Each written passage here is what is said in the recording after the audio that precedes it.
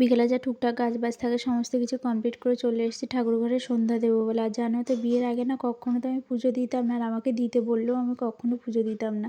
কিন্তু বিয়ের পরে জানি না আমার কী হয়েছে, আমার সকালটা শুরু হয় পুজো দিয়ে এবং মানে দিনটা শেষও হয় পুজো দিয়েই। আমার যেদিন পুজো দিতে পারি না আমি, সেদিন যে আমার কী মন খারাপ লাগে সেটা আর বলার মতো না। তো যাই হোক, পুজো পাঠ কমপ্লিট করে চলে গেছিলাম পাপার কাছে।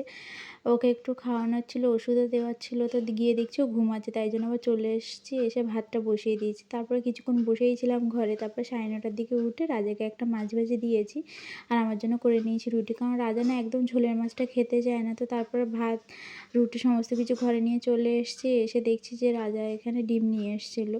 তো তারপর ডিমটাকে গুছিয়ে দিয়ে দুজনে মিলে খাওয়া দাওয়া কমপ্লিট করলাম। তারপরে এখানে বেডটাকে ঝেড়ে ঝুড়ে দিয়েছিলাম। রাজা শুধু মশারি টাঙাচ্ছে, কারণ আমার মশারি টাঙাতে না একদমই ভালো লাগে না।